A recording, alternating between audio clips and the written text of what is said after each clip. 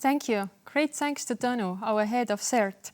And if you have questions to Tõnu, please, you may write them to the platform and we'll try to find the answers later. But now, ladies and gentlemen, I'm pleased to introduce you our lead analyst of the Critical Information Infrastructure Protection Department, Ms. Perit Kirkmann. Perit is going to talk about how to strengthen the cybersecurity of critical infrastructure. Perit, please, the floor is yours.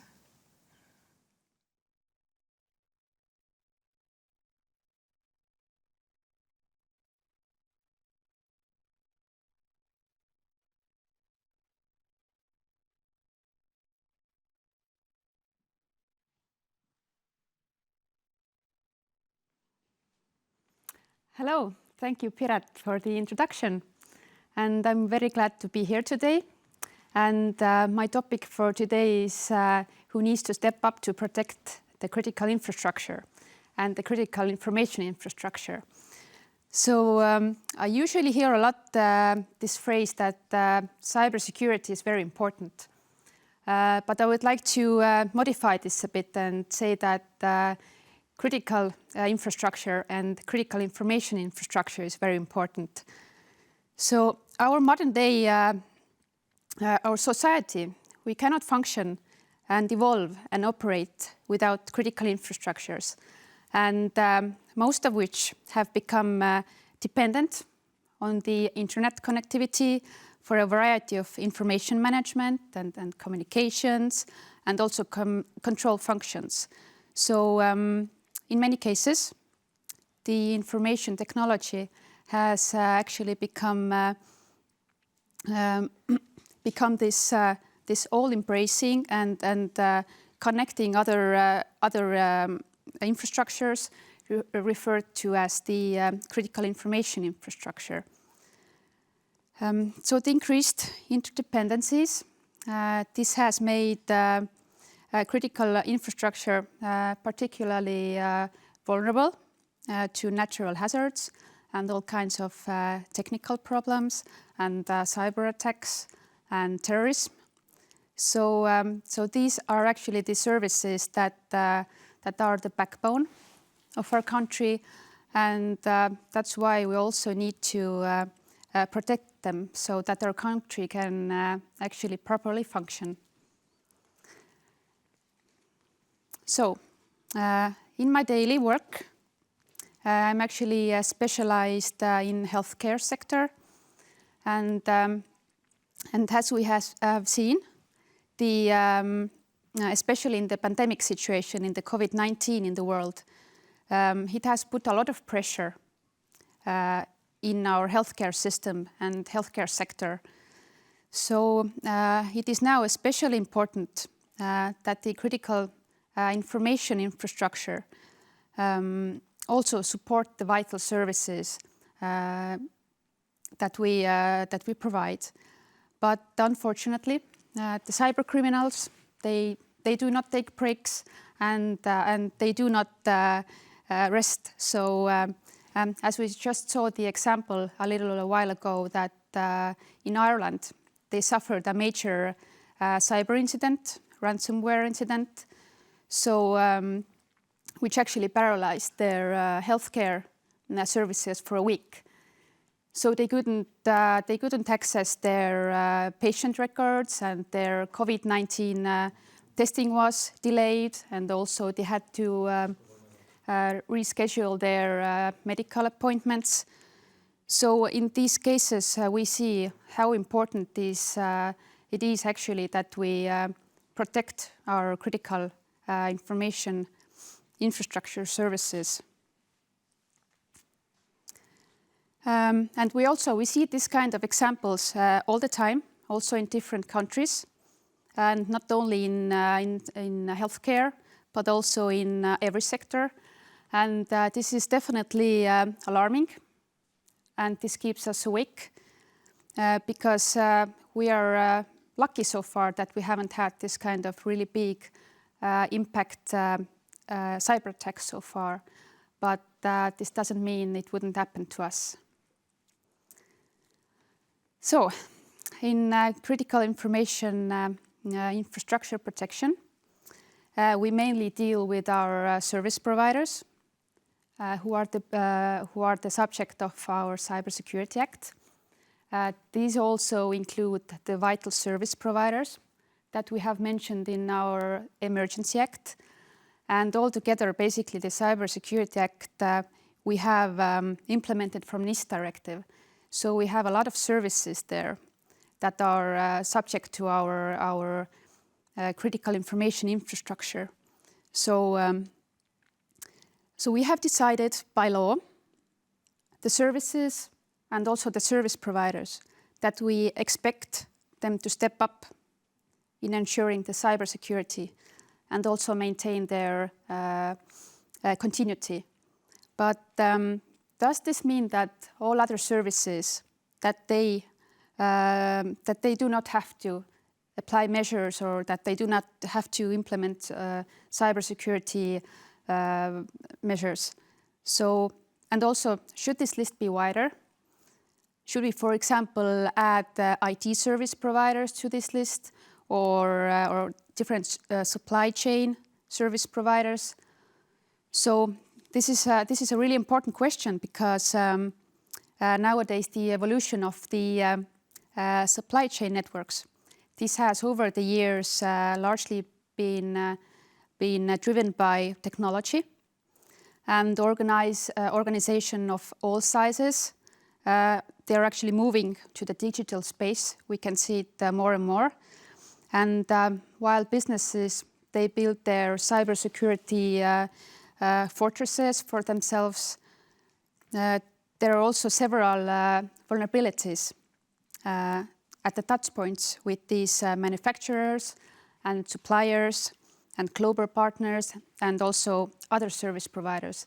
So this is something to take in consideration. So threats, they are not, well, threats are lurking around such parties also, and they are just waiting to breach the security at the first chance they get.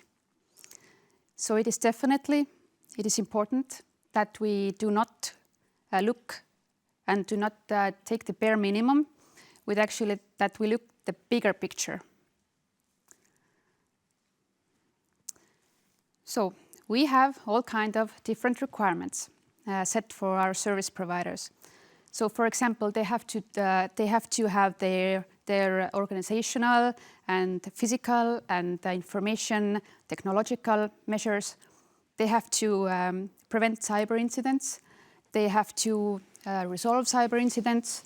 They have to notify us of cyber incidents and also prepare this system risk assessment in which they analyze their risks and that may affect their continuity and security systems.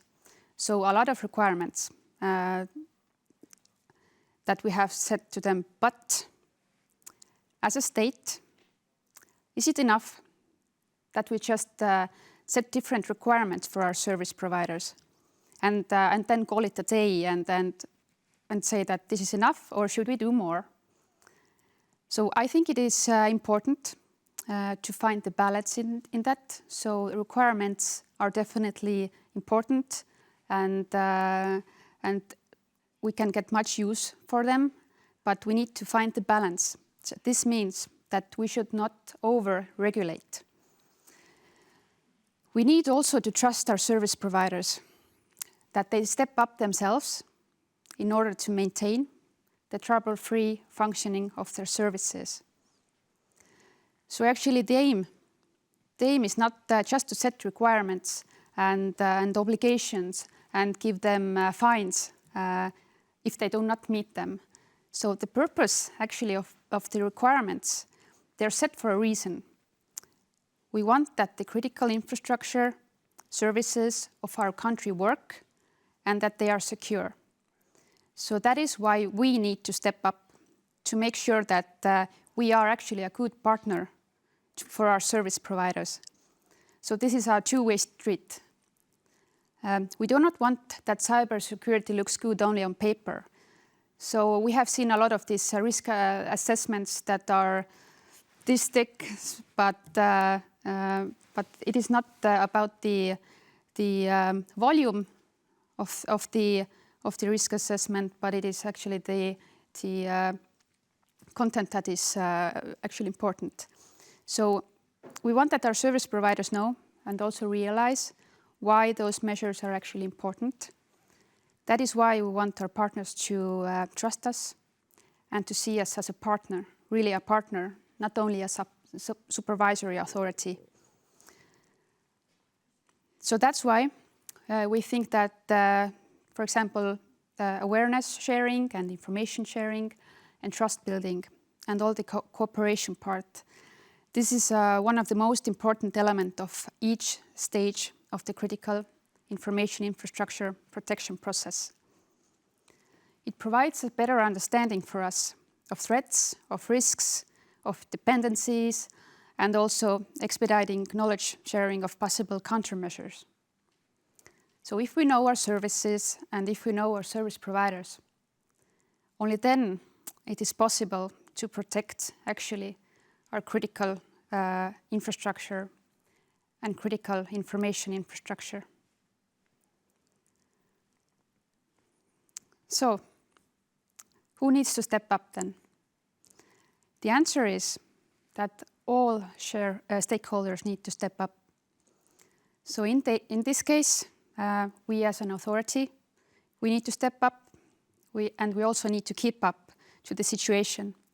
We need to listen to our partners, and also our service providers. They need also to step up to make sure that their services are secure and continuous. And as I mentioned before, that our service providers, they have to apply different security measures. So now they are free to decide what measures to standards they want to use. But for example, the ISO standard, which can be quite expensive to use, and we also had ISKE, which some say was too complicated. So now we stepped up again, and we now have our brand new standard. And Ilmar is going to talk about that next. So thank you for your attention.